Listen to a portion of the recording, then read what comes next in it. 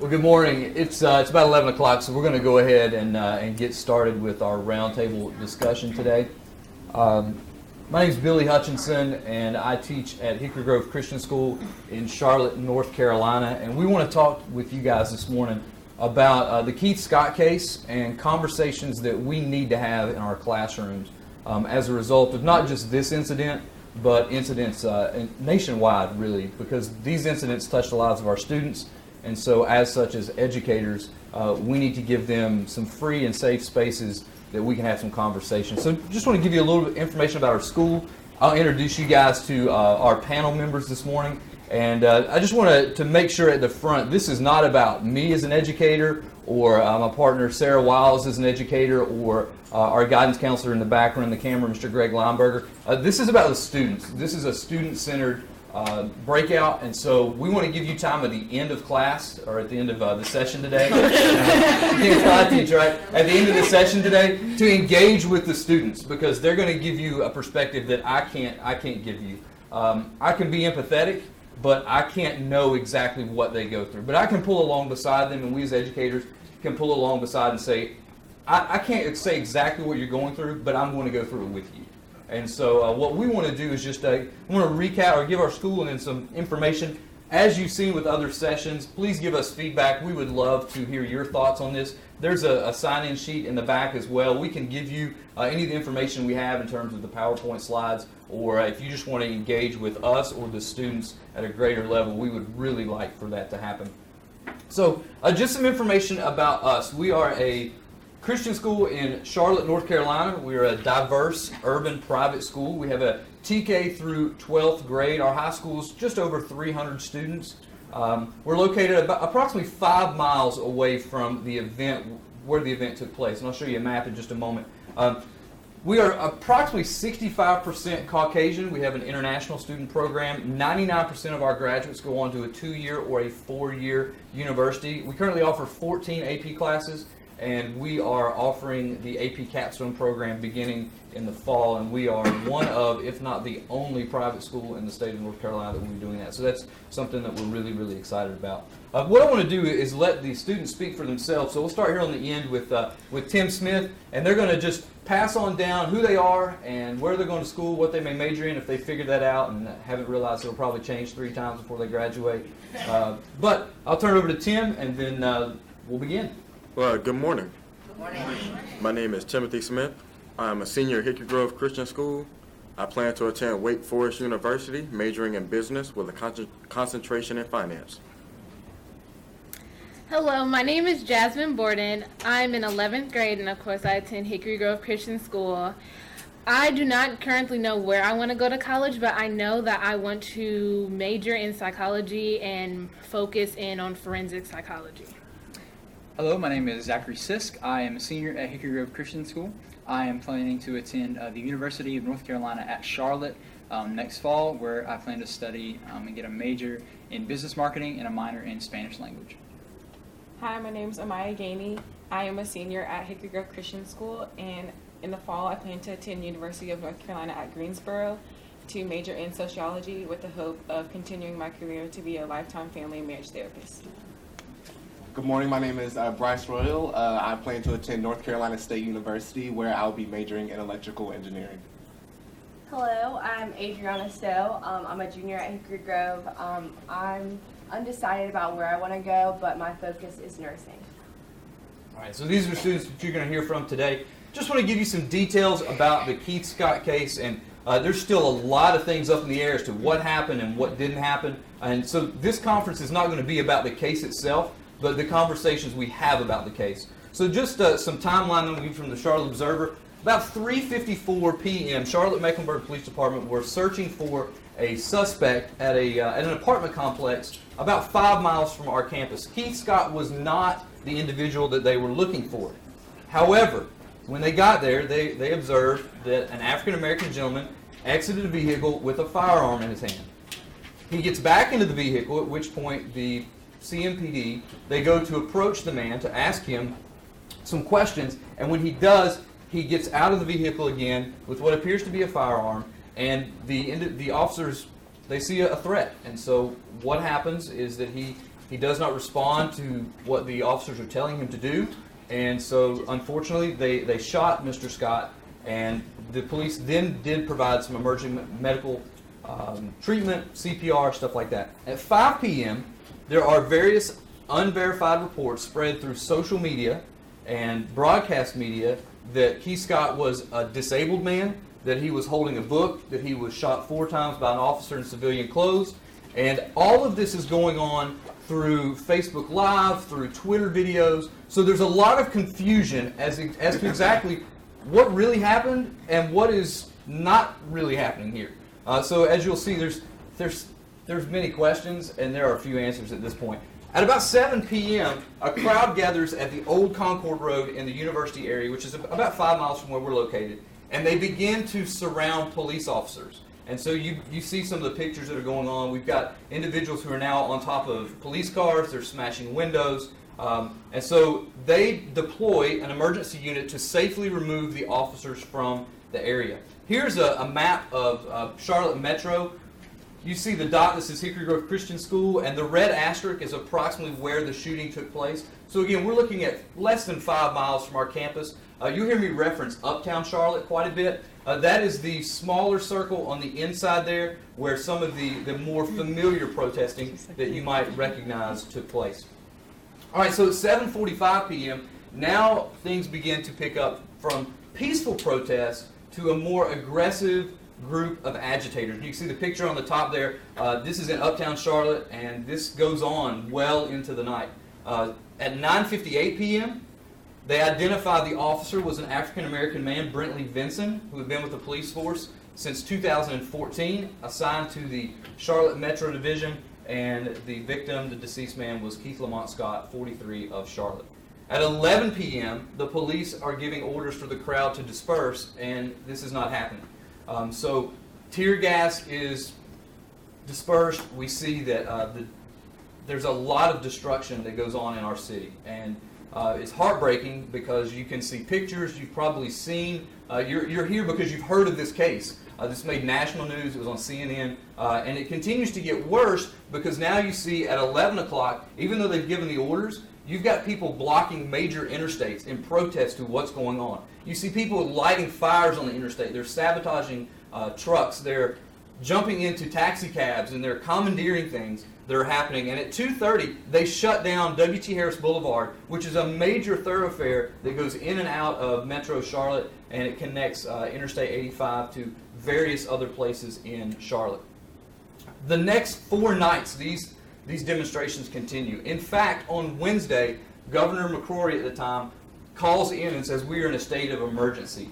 The curfew was put in on Thursday, so from 12 a.m. to 6 a.m., the city of Charlotte was under curfew. And at that point, they called in the National Guard, and we've got a major issue in Charlotte on our hand. And how are we responding to something that for many people just is one more incident that is going unresolved? Businesses such as Bank of America, which is centered in Charlotte, Wells Fargo, they would shut down, and they would actually tell their employees, stay home, work from home. We don't know if you can get out of the city before things happen. So all of this is transpiring really right in our backyard. And so what we wanted to do was talk to our students about it. What does this mean for you? Because you can imagine in a school that is 65% Caucasian, there's a lot of presuppositions on both ends about what's going on, what's not going on. And so the only way that we can engage properly in these type of incidents is to have conversations. And not where we're yelling at each other, but where we're listening to each other. And I think you're going to hear some interesting perspectives from our students today as we move through that. So we've kind of labeled this Courageous Conversations. And so what I want to do for the rest of our time this morning is let you hear from the students. How many of y'all, by a show of hands, have heard of the Keith Scott case before you walked in? Okay, good. So we've all got a reference that we can go through. So what I want to do is I'm going to start with Bryce. And so I've put the question that they're all going to respond to here on the slide. So that'll continue to go on, and we'll just start out. So Bryce, in light of the event, what did you hope the classroom discussions would be like, and how was the issue either addressed or not addressed in your classroom? And before he answers, I do not make any means to think that we handled this perfectly. We are not here because we think we handled it perfectly. We're here because these guys said, hey, this meant a lot for me. You validated me. And how do we encourage other people to have conversations that, frankly, people are just scared to have? So, Bryce, I'm going to turn it over to you, and go ahead. Well, first off, I didn't really know what to expect because there was so much that was still up in the air about the case. You know, we've had like so many cases involving police brutality throughout the nation, such as Eric Gardner and Philando Castile throughout the nation that weren't addressed at our school. So why would this be any different besides the fact that it was closer to us? So would I have been surprised if we had discussed it in class? No, not really. But I was delighted that we did because I feel like it needed to be said. So I think that kind of changed my perspective of my school because of the fact that we did discuss these issues. Jasmine? I went into school that day feeling that it wouldn't be addressed like a main topic into class. I just felt it would be addressed more on like a student to student level. Like students would say stuff about it because of course it was on the news and it was everywhere. But I didn't feel that our teachers would address it and especially just listen and like try to talk to us about the facts and everything that was going on and making it seem important where, okay, we take aside 10 or so minutes to just talk about it. When I woke up that morning, I was really hoping that the issue would be discussed in class. Like, I wanted to remind my peers that it was essentially the same as the other police shootings. The only difference is that you had a black police officer shooting another black man. But in all of my classes but one, the issue was discussed, and I was pretty satisfied. I hope for intimate conversations with my teacher and my classmates. When I came to school, I really didn't expect anything extraordinary due to the fact that other controversial issues in the past have been shied away from, not wanting to offend anyone. I expected jokes from other students because of the way I look. They had this idea of what I would think about it if I was okay with the riots. But in my first block class, it was addressed, and it made me think of my teacher differently. But in my third block class, it wasn't addressed, and it reaffirmed how I felt about the teacher and how the situation was going to be handled. And it just pointed out to me how, like, teachers, I don't really know how to say this, like, I already had an idea of what my teachers, how they would handle it, and that teacher really validated that feeling for me.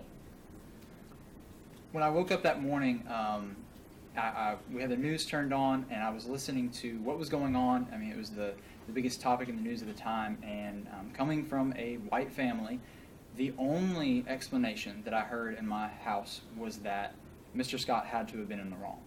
There was never any entertaining the idea or the option that this was indeed the police's fault. And knowing that and not wanting to affirm one side or the other, I wanted to get to the bottom of it. I want to have all the details, and I wanted to hear other African Americans' perspectives because that's a perspective I could never understand. Going into my first block class, I expected to talk about it because of my African American friends who are in that class with me, and knowing the teacher in that class, I knew that it was going to be something that we discussed. Throughout the day, all of my teachers brought it up in one way or another. In one class, which was led by another Caucasian teacher, we discussed more the details of it, you know, and the where it happened and the when, and I wanted to focus more on the why. I didn't want to get so obsessed with the details of it and argue about those things, rather look at, you know, why really did this happen. And by the end of the day, in our fourth block class, all of our curriculum was set aside for the day, and we took all 90 minutes of our class time to have discussions, and through that time, it really opened up my eyes to things that I had been blinded to for 18 years. So I was very pleased with how our teachers and the student body at our school handled the situation. Well, when I woke up, both of my parents work in Uptown Charlotte, so when I woke up, it was kind of scary because to me, all they could really tell me in the time that it took me to get ready for school was, we can't go into work today. Bank of America told us that we have to stay home. It's not safe for us to go into work. And I live not even 5 minutes from where the shooting took place. So I was scared too, to go out, to have to drive back home from school. And for me, I've been at Hickory Grove since I was in kindergarten. So I'm used to the same perspective of when things like this do happen, having to always kind of feel silenced in a way, because I don't want to stir up trouble or cause controversy or create an awkward situation between me and my peers that I know would occur, or between me and my teachers even. So going into it, I really did not expect to have any conversation about it. I thought everyone was going to try and sweep it under the rug, or maybe just pray for Charlotte, like just pray for the city of Charlotte, but not necessarily talk about the issue at hand. And my first 2 classes of the day, I didn't really address it that much, just because of the way the classes were set up. It wasn't really time for it to be addressed, so I wasn't necessarily upset about that. In my 3rd period class, I'm in the same 3rd period as Adriana, and we had a previous discussion a month earlier, just about Black Lives Matter, that movement, or just about police brutality. And I knew a couple people's opinions in that class, so I really did want to talk about it in that class, just because I felt like it would be a good discussion to have, not necessarily us arguing or us trying to get each other's views and like knock it down someone's throat, but just a good, honest discussion about how we felt. And in that class, our teacher did just dismiss it like it was nothing. He later did come back and tell us that it was because he did not know how to handle the situation, which I would have liked to know that beforehand, because me and Adriana both had multiple discussions throughout the day just how angry we were, that it was our voice was being silenced, or that we couldn't talk about the issue at hand, or couldn't talk about the topic, and it was in a sense as if it wasn't as important as what we had to learn in school, which granted our education is important, but I want to talk about this. I want to feel like my voice is heard, and I want to feel important. And the next day we did talk about it, because he talked to administration and he asked them how to handle the situation, which he never communicated that with us until later on. So if I would have known that earlier, I probably wouldn't have been as upset, but not knowing that in the moment did really upset me. My 4th period class is with Zach, and we, like he said, we set all education aside for that day and just talked about the situation, and that was honestly a good feeling to have, knowing that my teacher cared, knowing that my peers cared, knowing that they were open to us just having a great conversation and not trying to fight each other on what we believed or fight each other on the facts of the case, but just an overall conversation about police brutality, about how it does feel to be an African American in today's society. And that was the best feeling that I've ever had attending Hickory Grove, and I've been there for 13 years. And that's something that I'll carry with me forever. I mean, I went home talking to my parents about it. I went home talking to my friends about it. I went to church talking to them about it, just how I felt. Because I do go to an African American church. And so when it did happen, they all looked to me, because I'm the only one that goes to private school. And they're always like, so how did your people handle it? How did your administration handle it? Like, what did they say? And so for me to be able to say my school handled it in one of the best ways they could have felt very good for me. And it surprised them, because they do know that I'm one of the few African Americans in my grade in the high school. And so that was honestly a great feeling to have. I want to piggyback on her, because so a little bit of like frame of reference. Billy teaches AP psychology. I teach AP chemistry and AP environmental science. 2/3 of these kiddos were in my AP environmental science, and I say kiddos lovingly, like, because I feed them. So they're kiddos. And then Mr. Royal is in my AP chemistry class, and I will tell you that the conversations that we had in AP environmental were much more extensive than AP chemistry. So it varied from class to class, and there was a fear that I am your token middle class white girl. Like, I am as suburban America as they come, and I was terrified of saying the wrong thing and offending my students and losing them and losing their engagement in the class. And so what we want to make sure that you take away with you is that regardless of your color, I didn't have to say my opinion to these students ever, and I honestly don't have an opinion because I don't know where the truth is, and I ground myself in the truth, and if I can't find the truth, then I stumble a lot with what I'm saying, and I'm like, But just by listening to them, like, we were able to have conversations without, like, I was like, am I allowed to say this? Am I allowed to call you black? Am I allowed to call you African American? am I allowed to say this? How do you feel about this? And posing questions and listening to them was much more beneficial than a teacher coming in with an agenda of what to say. I honestly woke up that morning and I have an infant and I had no idea, like fog. I was like, what? And so they led it and all I did was listen and respond. I just had a question. Can you just tell us the racial and ethnic makeup of your faculty? The Just faculty. background. Mr. Lineberger, do you have that information? Because I think there's a diverse group in the high school, and we've got TK through 12th grade. I can only speak on the high school level, and I think that we have most Caucasian. We have at least 2 Hispanic, 1 African American, 2 African American, and our principal is African American. So our faculty is about 25, and of that you have 2 Hispanics, and like Zahil Karamagasi. Yeah. They'll explain Puerto Rico to you later. And 2 African Americans and an African American administrator. And the way our administration works is that there is Graves Lineberger, and he is the guidance counselor. We have Adam Hamilton, who's a white male, who is the dean of students. And we have Wanda Royal, who is African American female. And then we have Ginny Quessenberry, who is the head of school, and he's a white male. I can meet you guys. I'm from Charlotte. I was there when it happened, and I was actually moving to DC. And I work with kids, so I remember seeing the news, and I became very overwhelmed. And it was more or less for you guys because in the 21st century, I personally feel like we should not be at this point. And I think those who here can kind of agree with that y'all should not experience the hardships that our ancestors did, fought for, so y'all can be freer as far as living and not having to witness this. And I don't know how old you are, so I know y'all have witnessed Trayvon Martin, Mike Brown.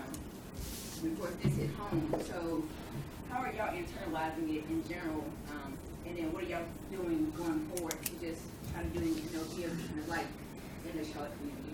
Great question. And can we do one thing? We got 3 questions I want to ask them, and then we're going to turn the whole thing over to Q&A for you guys. So really, lady asked me this morning, she goes, is 5 minutes enough for Q&A? And I said, no, I want 20. I really want a lot, because I want you all to engage with the students and how to get their perspective. How do we do this? What does this even look like? So the next thing I want to ask the panel is, let's put this in an academic context now. How did your teacher's approach to the event affect your view of the teacher, and did it change your perception of your ability to be successful in their class because of how they had these conversations? Bryce? Honestly, I was somewhat surprised at the way that they handled the situation. In the classes that I did have the discussion in, they didn't tell me how I should feel about the situation. My teachers being a white male or a white female, they didn't tell me how a black male should have handled the situation because they don't know. I was discussing the issue with some of my friends who were white. We were watching the video of his wife yelling at him from 50 yards back, telling him to just stay calm. And then they said to me, well, why wouldn't the wife just run on in there and try and stop it? And I said, that right there is the difference, because for me as a black person, I'm thinking if I run in there, I'm gonna get shot too. And it's just you have to recognize that people look at situations differently based on where they're from, who they know, what environment they grow up in. Jasmine?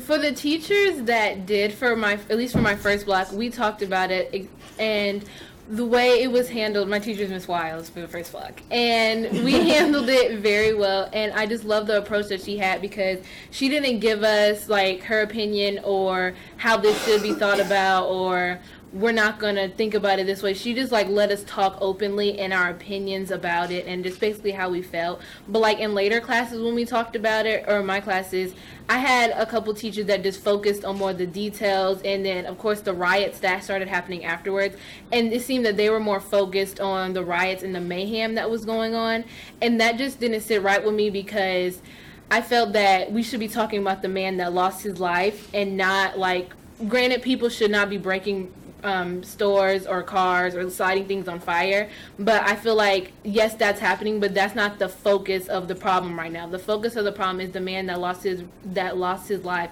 Granted, on what you think about why and how he lost it and why he did, but like that should be the focus. And so when teachers approached it from the other side, that really just didn't sit right with me. Tim? So after discussing the issue or incident in class, I felt closer to my teachers. Like, honestly, I felt like I could ask them anything, like any question about anything in the subject, and I felt our teacher-student relationship really grow. And not only did that grow, I felt our personal relationship grow. Like, now I talk to my students outside of class about different subjects. Like, I only have to talk to them about the subject or class that I'm in with them. I talk to them about random things like how their day is going, like what are they eating for lunch or what are they doing after school. So to piggyback off of what Tim just said, I feel like after the situations for the teachers who did address it, I feel like they understand me as an overall student, not just in the academic world. I feel like they see me as Adriana Stowe, but they understand that I do go through hardships because of the color of my skin. For the people who didn't address it, I didn't change the way I came into the classroom, but I did have a go-get-it attitude to prove you wrong. Like, you may have that like perception of me, but I'm gonna show you that you're wrong. So like for the teachers who I felt as though they had this attitude that I'm this loud black girl or I'm lazy or I slack, like no, like I'm gonna show you this is Adriana Stowe. I'm gonna get good grades. I'm gonna show you that I can be an African American who does succeed in life. Hard one to follow up. For me, it definitely, seeing how my teachers at Hickory Grove handled the situation, it was really encouraging to know that there were other Caucasian people who were trying to make amends, who were trying their hearts to be apathetic to the situation, even though it's one that, like I said earlier, we cannot understand on a personal level. So for me, I gained massive amounts of respect for my teachers who took the time and put in the effort to just listen and to validate everyone's opinion, everyone's view of it.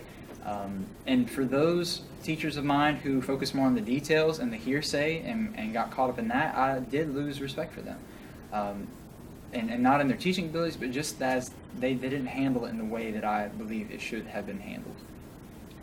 For me, like, we do go to a small school, so we do know everyone pretty well. Even if they aren't really our teacher, we still know them because our school is so small. And the teachers that that addressed it the correct way, or not even addressed it, but just let us talk, and they listened. They didn't even have to put their input in. They just listened to us and let us have a free conversation about it. For those teachers, it did make me feel closer to them, and it did make me feel like just because I'm here doesn't mean I'm necessarily alone. I still have people that care. They may not necessarily understand or may go through the same struggle that African Americans do, but they do care.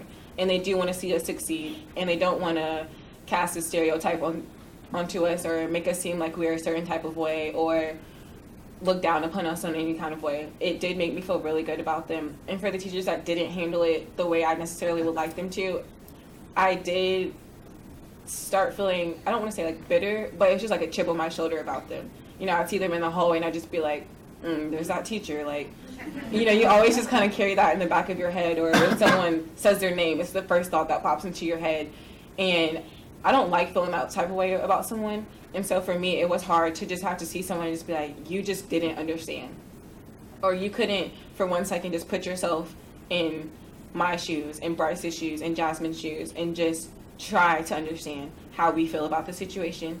And academic-wise, it didn't make me change anything because, like Adriana said, I don't want to fall into your stereotype. I don't want to fall into the girl that, okay, yeah, she goes to school here, but 2 years, she's just going to drop out of college. This is what she's going to do. She's not going to make anything of herself. I want to be a successful African-American woman. I do want to make a difference in this world, whether it be small or big. I do want to make a difference. And so academic-wise, it was like, I'm not going to let myself down. I'm not going to let my family down. I'm not going to let what my ancestors fought for me to be able to even attend the school I go to just go to waste over the way someone sees me or the way someone handled the situation. The next question that I want to get you guys to think of quickly is, what is something that you learned about yourself through the event and the way that it was handled in the classroom? So this is actually the only question that I'm going to lead off with, because in actuality, they did the teaching and we did the learning, and we failed miserably at times. Like, there is an anecdote about my AP Environmental class where I am grouping students together to do an activity, and in my head I'm carrying on ability, like, okay, low, low, high, okay, and then comes down to the last 4 students, and they are my African American students, and they're like, why do we have to be picked last? And I'm like, oh my goodness, I didn't even know I did that. And this is after the conversations we had had, so it was like they knew my heart, and they knew that that wasn't intentional, but so they were able to be gracious enough to kind of laugh at it. But it also revealed some presuppositions in myself that it's like, okay, what do I miss? Like, what do I overlook? What do I not reach out for? And these students have told us stories in confident, like, I'm not going to tell which student it is, but there's students that are saying, like, I thought that teacher was, quote unquote, the other side. And so when they engaged the Key Scott conversations, it changed their feeling about that teacher, as in, okay, this teacher actually might want to hear and might want to validate my opinion, even though I'm Black. Like, and then there was a student that struggled in our elementary program and would not get called on to read aloud because she felt that if she singled her out as an African American, it would be seen as racist, when it shouldn't be about how you're going to feel about it. It should be about your academic success. So when they're saying these things, and I'm so glad that it had a positive impact on them, I don't want you to think that we did not stumble or trip in this journey. As a faculty, we stumbled, we tripped, and we were blessed enough to have students that talked back and did not presume that we meant harm, and were able to guide us and correct us and shape us into who we are now. And that is what we're highlighting here. So, so Bryce, what's something that you learned about yourself through the process? Well, for me, I almost want to say it's like I have a duty, me being a Black male, to kind of let people know, like, distinguish between certain things. Like, for example, with the riots happening, you know, like, we have the whole shooting case, and then we also have the riots. So people at our school are saying, okay, maybe this wasn't right, but also this wasn't right, and these Black Lives Matter supporters are doing all this. And it's so hard to distinguish for people who really aren't that informed about the situation, the difference between the rioters and the Black Lives Matter movement. For me, the Black Lives Matter movement is not just about Black lives. It's about minority lives in general who are being discriminated against across this country, whether it be through microaggressions or like Black on Black violence. That's also an issue that we have to address at some point.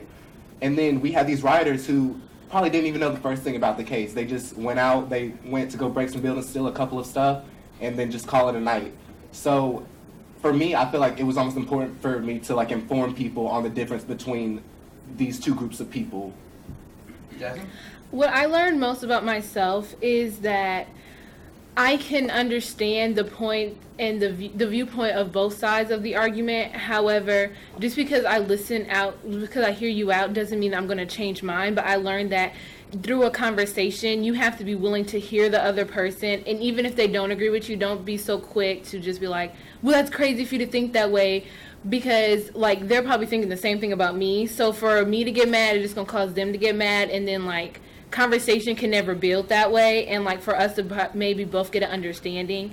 So that's basically what I learned. And yeah. Tim? I learned that I have my own presuppositions about things. Like, honestly, in one of my classes, I thought that the teacher was just going to be completely one-sided, that she was just going to focus on the riots, not even the issue at hand. But after discussing the topic, I learned that my presuppositions were wrong about her, and that I owed her an apology. And that she was really, she was really great. Like, she's there to help me, not against me. So. I learned that the way I address people will change the outcome of the conversation. So even though I may be upset, I may be hurt by the situation, I can't just come like guns blazing at everybody and acting like, everybody's against me, because at the end of the day, I'm not going to get anywhere by doing that. And I will fall into the stereotype of just being the mad black girl or anything like that. I learned that I need to have conversations and be willing to understand the other side, understand that they will never understand. So I don't expect them to understand, but I expect you to empathize with me and try to say, hey, that is a problem. Let's address it. Let's try to get past that. So overall, just the way I address people is going to change the outcome of how they come back at me. I most certainly learned that I had presuppositions, and if I hadn't figured that out before the Keith Scott incident, it definitely was revealed during that time at school.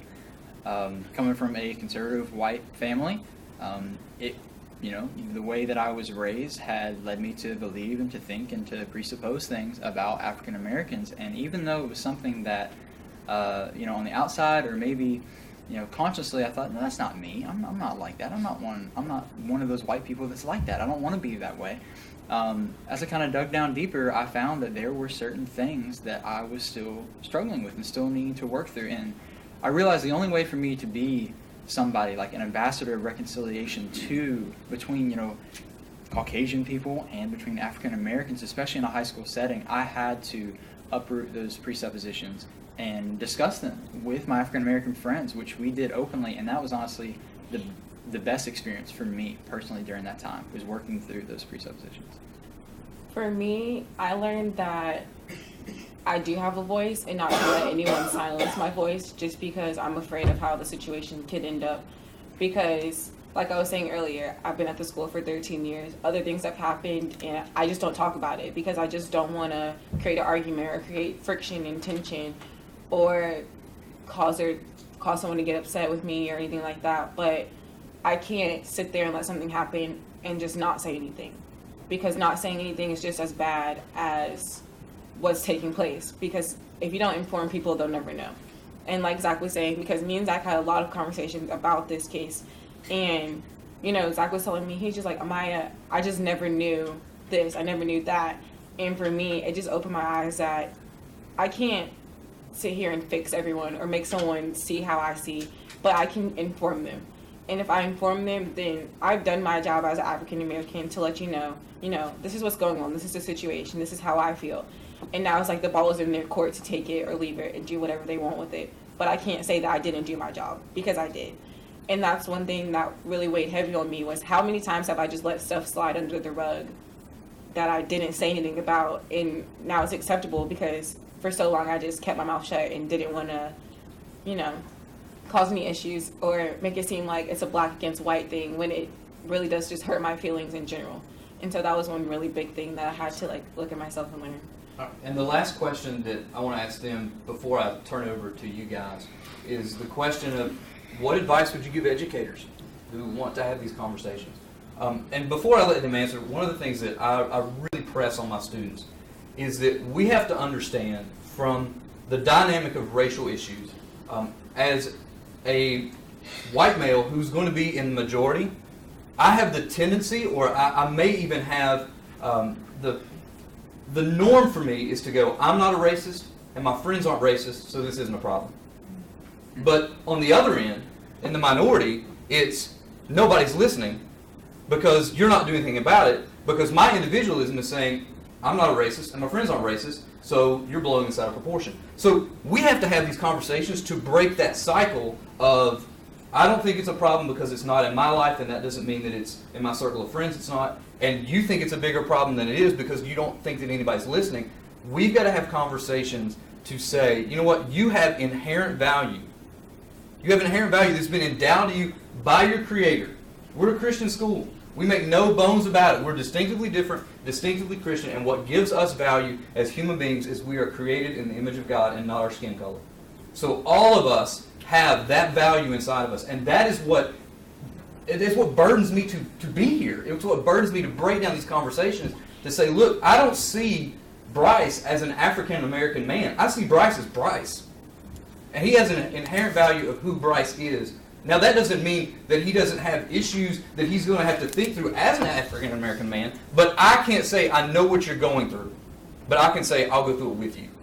And that's what we wanted to have in this process. So, Bryce, I'm going to turn over to you, and then after the students have responded, we're going to open it up for question and answers from you guys. So, Bryce, what advice would you like to give educators, like the ones you see in front of you, who desire to have these conversations?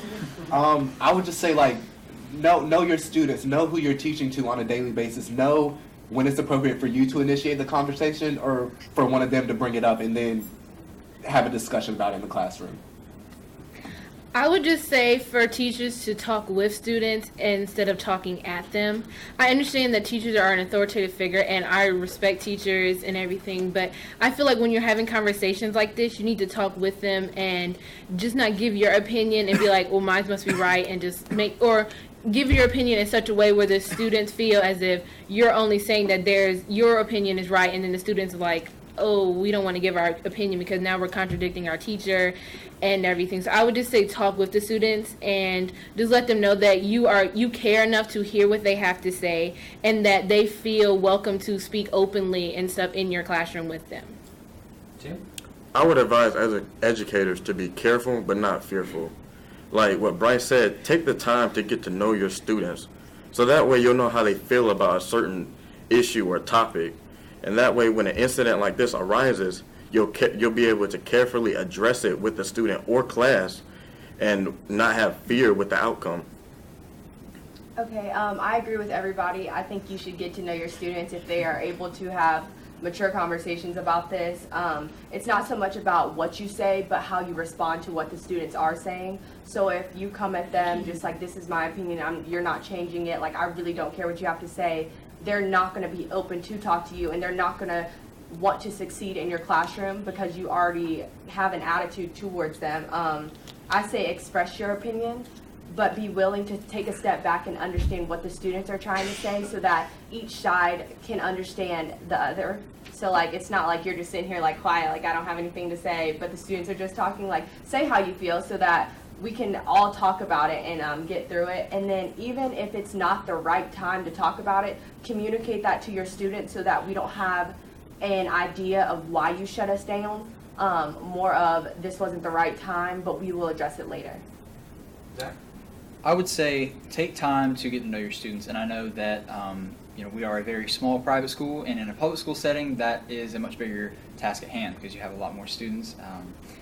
But honestly, without real relationship equity between your teachers and the students, there's not going to be that sense of openness. There's not going to be that connection that I think is vital to have good conversation, good, healthy, open conversation as well. And most importantly, as a teacher or any form of educator, you just have to be genuine. You have to be honest. You have to have everything on the table up front when going into this, because I mean, ultimately, that's what we did as a school. And yes, there were bumps in it, but I think that we handled it in a good way. And I think being very genuine was a vital part of that. Yes, I agree with what everyone said. Just the relationship, honestly, is probably the biggest part of the whole thing. Because if I as a student don't feel comfortable with my teacher, then I'm not going to speak out on how I feel. And like Zach did say, we are a small school, so for us it is significantly easier for us to have that more teacher-student relationship than it is for a public school. But even if you can't have a conversation, maybe take 5 minutes for the students to write down how you feel, so that they still feel like what I feel is getting addressed in the class.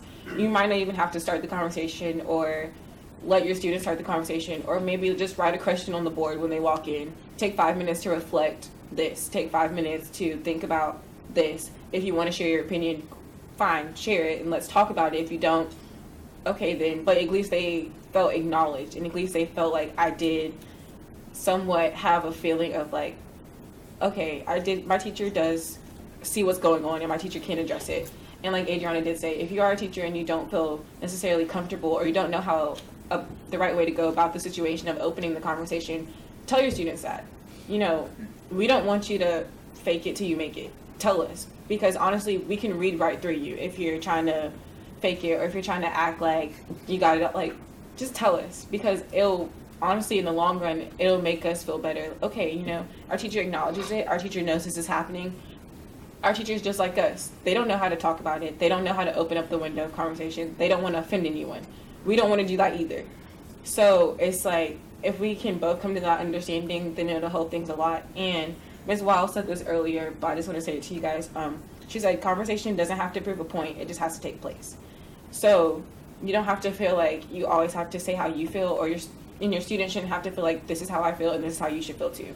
But as long as you can have an open conversation and talk about it, and understand each other's perspective, then it can go a long way, rather than shoving what you have to say down someone's throat. And I think just in closing, some of the things that you've probably heard, you heard Zach say relationship capital, relationship equity. We throw that around a whole lot in my classroom, because you, as a teacher, you know that if that student knows how you feel about them and how you care for them, that they will be willing to go the extra mile for you. And that's not just in academics, but that's in engaging in conversations like this. Be authentic, be flexible. The day after it happened, I said, curriculum's out the window. I know that for AP classes, we go, wait a minute, we can't do that. But they're going to deal with this for a lot longer than they're going to deal for an hour and a half AP exam.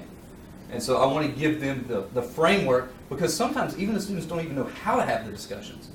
It's not just about what to say, but how do we say it? And so I want to turn it over to you guys, because we got a fantastic group of students that we want you to engage with. And so we've got hands up all over the place, which is great. So the lady in the back had the question. I think you said, how do you be the light in Charlotte?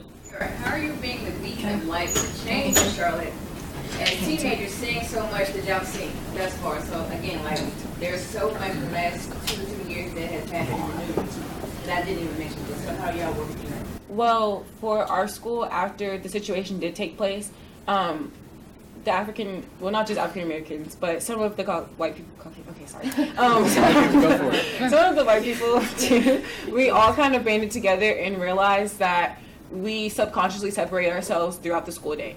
Because if you walk in our cafeteria, it is the African American boys that sit together, and then everybody else. Or, yeah, you know, you just it's a subconscious thing. Like, we're still friends, but we subconsciously just group ourselves together.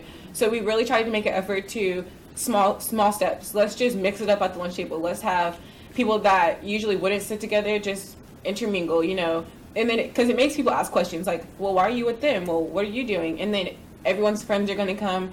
And eventually we'll all be integrated together, and it won't just be like a subconscious separation. And also we had 2 students that went to our school that actually, after some of the shootings and stuff took place, they met with CMPD officers and they established a relationship with them. And CMPD is our local police, sorry. Yes. They established a relationship with them, and they had they started doing basketball games with police officers just to establish a relationship with the community. And that's something that some of the students at our school participated in, and they were able to talk to them and just, you know, get to know them on a personal level. Because just because it's a cop doesn't mean we have to be afraid. And that's not how we should live our lives, is afraid. They are our protectors, and that's how we should see them as. And so that's one really big thing that did take place. And also, one of our male soccer coach at the school, he's a CMPD officer. So when it did all happen, and he's zoned for the area where the shooting took place. So that did hit our school hard, because it was like, you know, he has a family. We all know his family. His wife taught us in like 4th grade. So it's like, we know that he's a good person. And so from that angle, it was also hard, because you have so many people angry at the police, and we know a police officer, and we know he's not a bad person. We genuinely know him. We have a good relationship with him. So as a school, we just tried to band together. We did a blackout day as African Americans. We all wore like black to school and took pictures, and it's kind of against dress code, but we did it anyway. It's fine. And we talked to our administration, you know, just about how we felt, because if they don't know how we feel and something happens, then we're not going to get anywhere. And as an administration, our headmaster and our dean of students, they were really open to having conversation with us and to talking with us about how we felt. This year, we celebrated Black History more than we've ever celebrated it in the 13 years I've been there. Our art teacher, he designed a beautiful like poster for it. It was displayed in the cafeteria. There's a slideshow, because we have TVs in our hallway. It was a slideshow going going around throughout the day replaying of influential African American people. So, you know, we took a stand as a school and we said, you know what, we're not going to be silenced anymore. We're going to let you guys know. And you have to start small. So just us doing those things and even shutting down conversations that before were acceptable because we didn't want to create tension. You know, someone would say something and be like, you know what, no, like, that's just not okay with us. That's not how we feel. That's not comfortable. And then if it escalated, having administration say, if this is how they feel, then you need to respect that. And having them having our back in those conversations is how we pretty much handled it, kind of going forward. Yes, sir, in the back. First of all, thank you guys for sharing your story. It's really powerful as an educator to hear the need that we have to continue to have these conversations with you guys and get your perspectives. A couple questions, one for you guys and then one for like the faculty. One, has there been an effort by the faculty to continue these conversations? Because I think sometimes it becomes a reactive thing rather than a proactive thing, and that's something that I teach U.S. history, and a lot of these things come up, and I try to have like proactive conversations, like without a big incident coming up, like let's talk about this stuff. And so I know like when the incident happens and you like react to it, it's good, but then a couple of months later or something like that, is there something that's like that still maybe kind of comes up in conversation in class, like hey, like here's an incident we're talking about like segregation or something, like let's or something like that. And then the second one for more like the faculty, did you guys do anything for the minority faculty to kind of give those conversations to the faculty? Because like one thing that I'm one of two African American teachers at our school, and a lot of times when when these incidents happen around the country, it's like everybody kind of looks at us and kind of like and we kind of make eye contact, like I'll talk to you fourth hour, or like it's like there is a thing where we don't really necessarily feel like I have a place to go as a faculty to go, hey, this is going on and I feel this way too. So two parts. So one, is this a continuing conversation, and two, is it something? Well, let me answer the faculty side first. On the faculty side, we do have these conversations in staff meetings, and then we also are in the process of looking at logistically what's it going to be like to have a panel discussion, to where we have all of the faculty members that are of different races on the stage together and say, when we talk about reconciliation, what does this look like, not just from white to African American, but from African American to African American, from Hispanic to African American. And so who we are as a distinctively Christian school, I think that even though that conversation may not happen every day to say, hey, this happened in the news, let's talk about it, but underlying, they know that our teachers give us value because we believe we're creating the image of God. The door is always open for the conversation. So we don't have to specifically say, okay, this happened, let's pull it out of the news. But if it comes up, that flexibility in the classroom is great to have. I'm going to piggyback on the faculty. It's also, if you're a minority on a faculty, as a majority teacher, white female teacher, I would appreciate having that conversation engaged from the other end, because if I engage it, am I being self-righteous? Am I coming in with the solution? Am I subduing your opinion? Am I giving you enough room to express your opinion? Are you going along with me because you're afraid because I am the majority? So I know that doesn't always meet with positive ends, but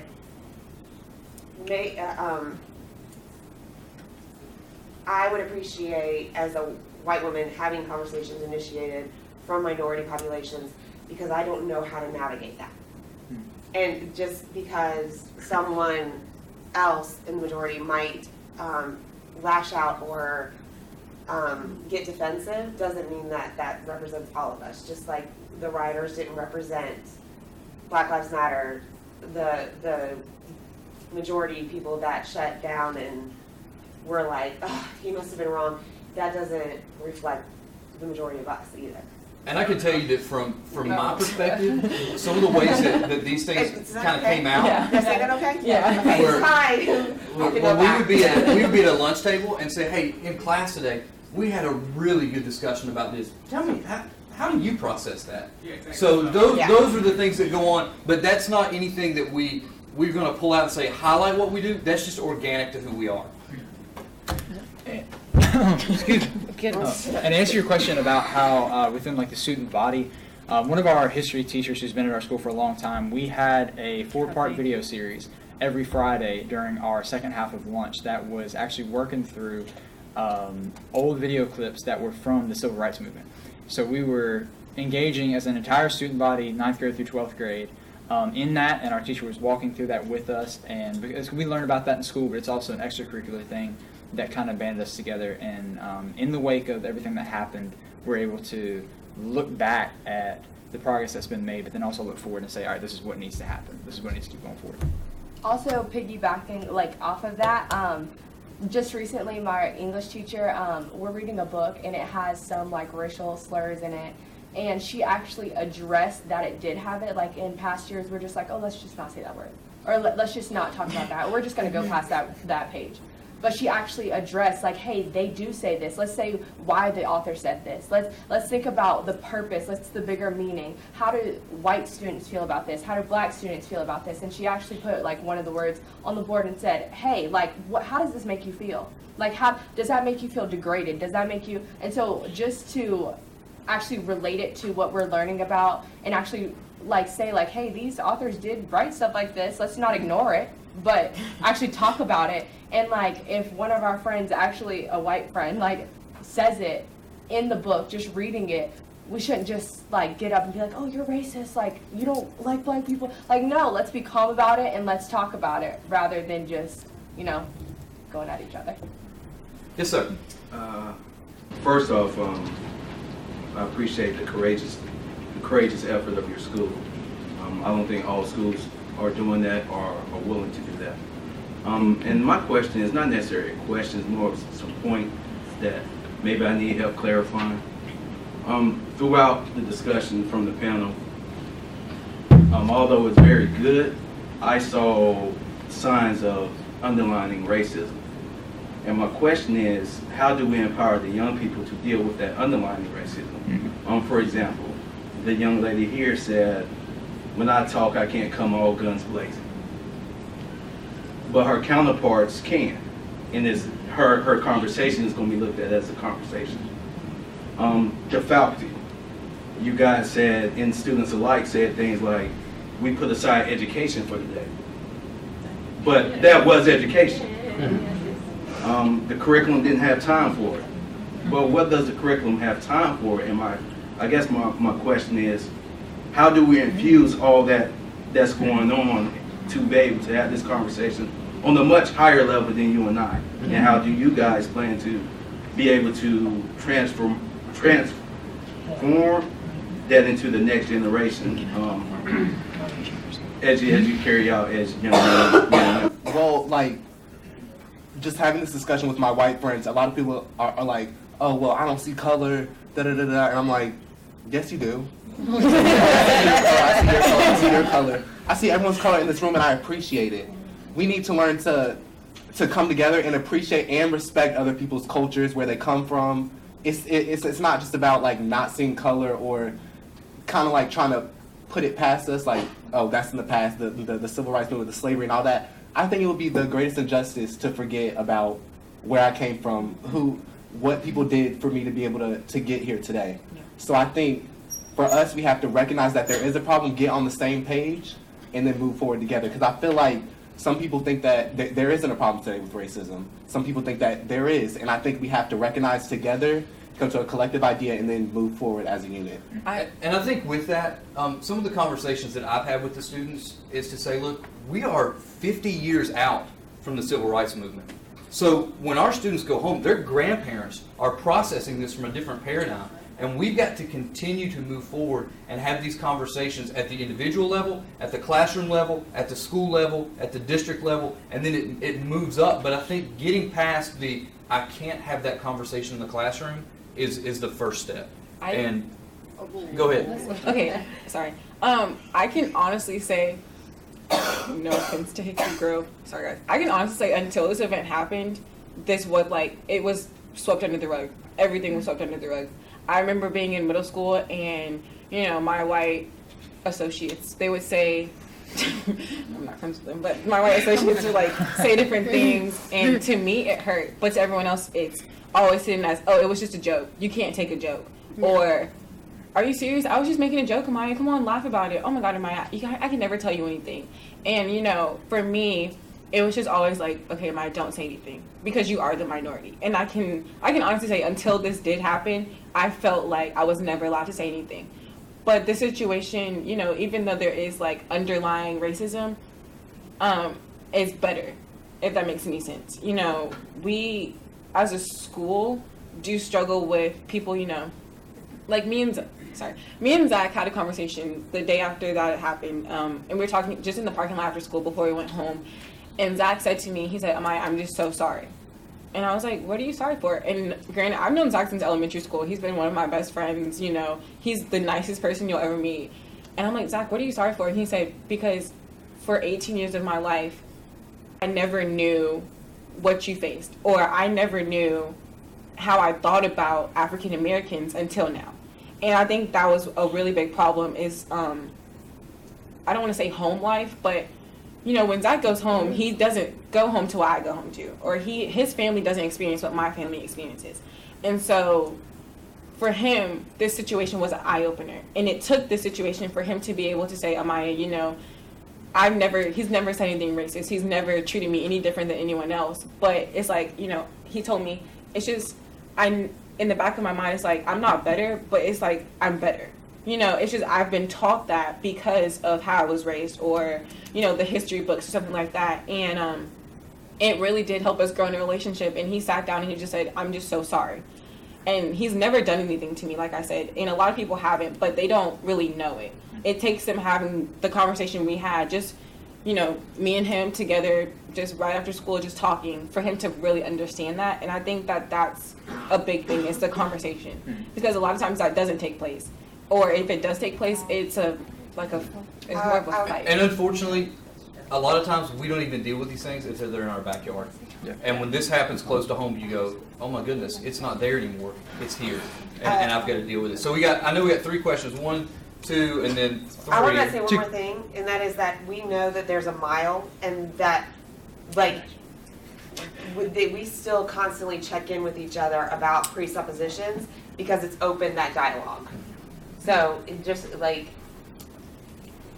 there's a broad supposition, there's a lot going wrong, but being able to tackle it one day at a time and one misstep at a time with open communication, where we know that we love each other, is that laid the foundation for, like, oh, can you not say that way? Thanks. And without even a hiccup. So. It's the first step on a long journey. What's your question? Me? Yeah. Okay, I have 2 and 1. Somebody's chopping in here, so excuse me. But one is, I heard a lot about open discussions, and that's great. I do that all the time in my class. I'm up in Greensboro, so I'm up the street. And so naturally, we talked about it too. It was too close. I did it through open discussion, but I also had it as a teachable moment. I'm an English teacher, so we did some document analysis, some media analysis and stuff like that.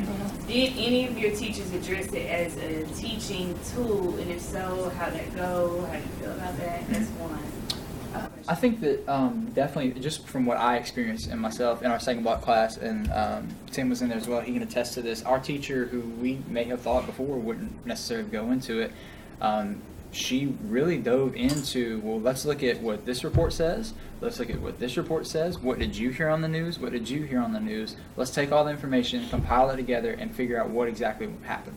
So in that sense, yes, there was document analysis, if you want to call it that. Yeah, it did. It went very well. It definitely helped to. It was necessary to get all the details in there, but once you had them set, then push it to the side, talk. I know that one of our, I have English now, but like for first semester, I know our English teacher, when it happened, she made them write a paper about it. And so, I mean, in that way, she did use a teachable moment. I mean, I wasn't in the classroom, so I knew they did write a paper about it, but yeah. My second question, while I teach at a predominantly African American and very diverse minority population of Hispanics and Asian, we covered it. The students came up with their own ideas of demonstrations and stuff, and that went on without bitch, of course. But then the school on the other side of town attempted the same thing, and some of their students attempted to demonstrate, and it was met with spitting, fighting, back in the 60s type stuff. Oh. So was there any hostile, it sounds like not on a grand scale like that, but was there any hostile reactions to students during these conversations in the classroom? And if so, Yes. how was that handled among the student body and at the discipline level maybe with teachers? Okay. So the day, Amaya did talk about how we did dress up that day in black. It was actually mocked and put on social media. Had a little moment at lunch because a little moment because I was frustrated from that point. We had conversations, so I was like, why do you feel that you're entitled to just do that? So I did call it out, but that did happen. Following that, it happened in history class. A student tried to tell me what Black Lives Matter meant for me, and as a student who is African American and you are Caucasian, I just felt like you shouldn't be coming at me like that. So there were repercussions from it that weren't always the best, and I don't think I handled it in the best way. But after being frustrated, it was the best way I knew at the time. And yes, it wasn't my best self, and it wasn't that I went and apologized to the teacher. And one thing, after teacher student, huh? Whether a teacher or student. The student, okay, it was two students, one at lunch, and then after it was another student. I'm sorry. So then after it, I went and apologized to the teacher. And another problem that I did realize, I felt like the teacher should have addressed me and said, "Why are you upset?" Instead of me going to the teacher. The reaction was, I've seen that you've been upset lately. Well, have you been watching the news? Like, that was my reaction. And so I didn't want to be disrespectful and come out of my character as a student and, like, I need to respect my teacher because that's how I was raised. But, like, there were some repercussions from it that weren't the best. And there's social media, so she actually notified me about it, and then I sent it up the chain in terms of administration and, like, discipline, formal discipline. A lot of those issues that happen among students, one, they're hard to document because they're Snapchat and they are like here today and then they're gone. And so like unless like it's not so much that we don't believe the students, it's that social media makes it very, very difficult to pin things down. And to the best we can, we hunt and we pin. And I mean, I'm sure that if you are a secondary educator, you know about the circus. That you're like, who said what on social media and who said what, and so as best as the faculty does, we put effort into that and addressing that, and that does not go unnoticed. Your question? Yes. First, I want to commend and salute students and staff for having these conversations. It's much needed, and teaching and education is a reciprocal relationship, so I see that as an example here. My question is, were there any conversations about action and who's charged to act in and out of school? And I want to preface that with, I asked this question because this discussion was had amongst my students after we watched several videos of police brutality and shootings. And in these videos, students pointed out that the bystanders often did not intervene, and even when they outnumbered the officers. This led to conversations about the difference between Dr. King's approach and Malcolm X's approach during the Civil Rights Movement, and how the Black Panthers as teenagers issued a call to action and for what was taking place in their community. So as young people, were there any conversations about action, and as a staff, did you have those conversations? So for instance, me as a teenager, when I was 17, I witnessed police brutality. I watched my buddy get beat up by the police in front of me. So as young people outside of school, we know school is the safe haven. In the community, if you were there when Scott got killed, what would be your reaction? How would you react? Or what is the call of action after that? What is the proaction after that? I know from a faculty perspective, we put a great emphasis on the commandment to love your neighbor as yourself. And in those cases, that sometimes it's better for me to look out for their self-interest instead of mine. And we think that Jesus modeled that for us. And so the conversations that we have are, let's be responsive, but not reactionary. We can react without thinking, but when we respond, this is where we go in and say, I don't know what that looks like for you. I don't know how you process this, but you can know that if you want to have a sit-in, I'm going to be beside you. Yeah. If you want to go in this route, and let's think through what that looks like from a biblical worldview, I'm going to be there with you. But let's not just react in a violent manner that's going to beget more violence and more violence and more violence. Well, actually, for instance, like the three gentlemen up here, let's say you guys are walking home from school, the police stop one of you and starts beating one of you. How do you react? Has there been any conversations about how to act in that situation? If that prefaces a little.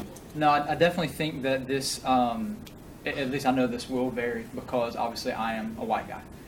For me, if I were to see a situation arise where I'm walking home with Bryce and with Tim, and a police officer were to start beating one of them, regardless of the race of the officer, I would do my best, and I would hope that I would do my best to step in and confront him and ask why is this happening? Non-violently, of course, but just ask, is this necessary? Why? Stop. What's going on? For me, I don't necessarily have the fear of confronting a police officer or having a discussion with a police officer, which I know comes from my upbringing because of the color of my skin. That's a different worldview that I have. So I like to think, and I would hope to think, that my response would be the most beneficial for my African American friends, ultimately. Like for me, I have had encounters with police officers, if I get pulled over for going too fast or something.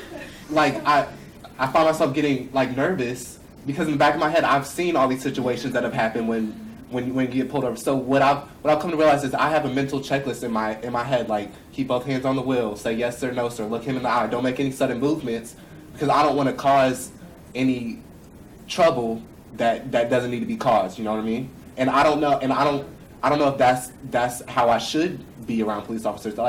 Maybe I should feel more safe.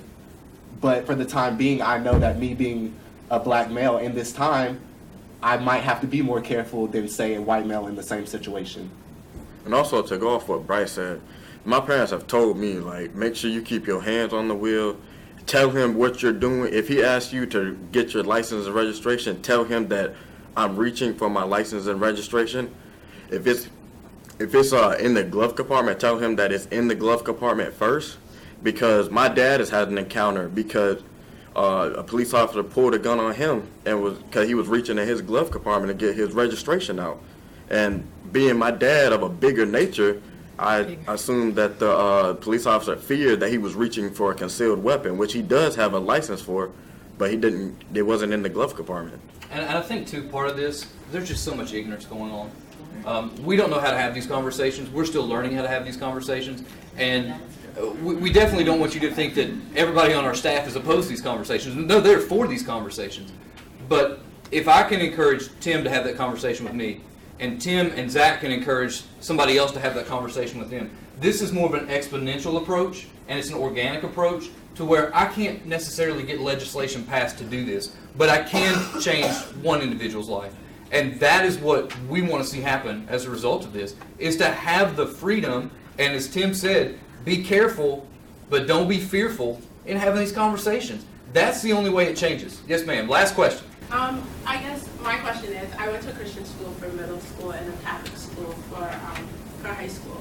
And so I know that there's a larger community outside of the school. Mm-hmm. And so I know we've been having a lot of conversations about happening in the classroom. But what are you doing with families? What are you doing with the larger church if you are affiliated with the church? What are we doing with the larger community? And this calls to action, because you can have those conversations. These students leave in 2 years.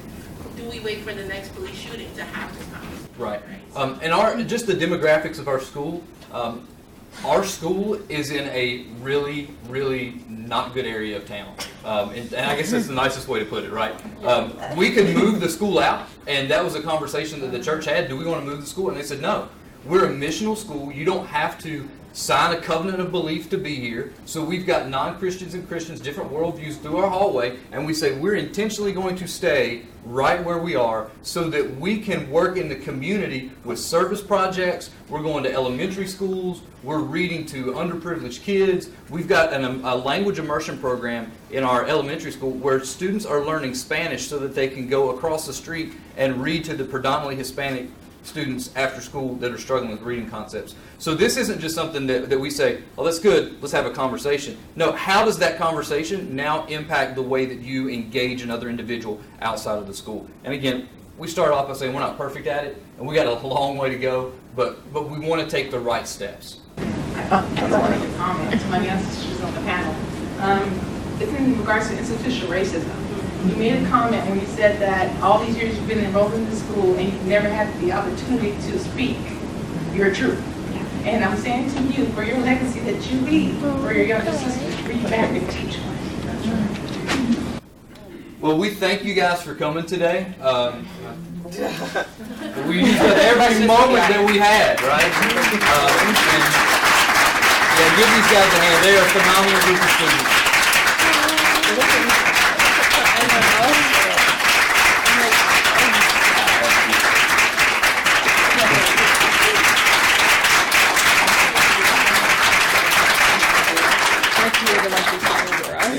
Thank you very much. Thank you.